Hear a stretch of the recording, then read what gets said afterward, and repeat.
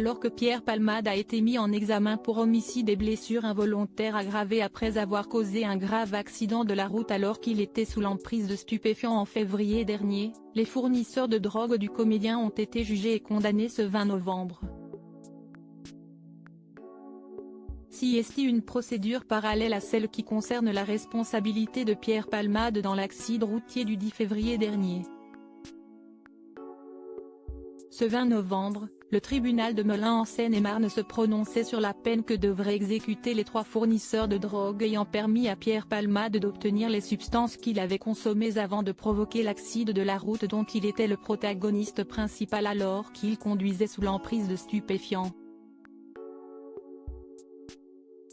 Les jeunes hommes avaient été identifiés à l'aide du téléphone de l'artiste et étaient poursuivis pour vente et livraison de drogue à l'époque de la collision. Si le 3e prévenu a été relaxé de ce chef d'inculpation au bout de 4 heures d'audience car soupçonné d'être un simple livreur, les 2 autres, respectivement surnommés Winterfell et Max Chine dans le répertoire de Pierre Palmade et âgés de 21 et 32 ans, ont été condamnés à une peine d'1 an avec sursis pour le premier accompagné d'une amende de 2 000 € et d'1 an en prison ferme, avec maintien en détention, ainsi que d'une interdiction de pénétrer sur le territoire français pendant 5 ans.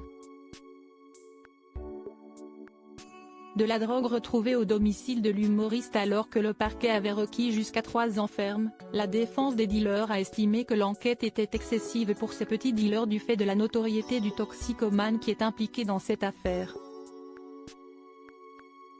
L'importance des dealers dans le contexte de l'accident causé par Pierre Palmade est symbolique puisque, selon les déclarations de l'humoriste aux enquêteurs, au moment de l'accident qui a causé 3 blessés graves, lui et ses comparses se dépêchaient en tête d'aller au carrefour pour retirer de l'argent car, l'un des dealers, devait, livrer en 3 MMC et en cocaïne. La 3-MMC est une drogue de synthèse faisant partie de celles retrouvées au domicile de l'artiste après sa perquisition, tout comme du matériel d'injection et d'inhalation ainsi que d'autres drogues comme de la cocaïne pure à 94%. Un contact régulier entre Pierre Palmade et les 2 hommes condamnés CIST à ce sujet que les prévenus et Pierre Palmade communiquaient par le biais de textos et qui les a conduits à être poursuivis pour trafic de stupéfiants.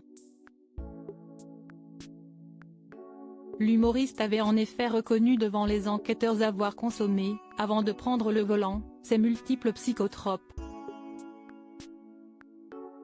Il avait confié, « Depuis 2 mois, j'avais 2 nouveaux dealers, un pour la cocaïne, du nom de Winter.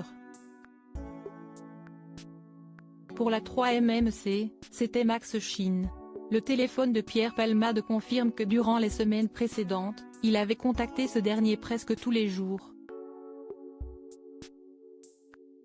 La veille de l'accident, avant son départ de Paris vers sa maison de campagne de Célie-en-Bière, il lui avait écrit « Hello.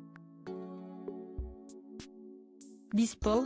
Tu peux passer pour 3 grammes de 3-MMC, note de la rédaction ?» À lire aussi affaire Pierre Palmade, les investigations sont officiellement terminées.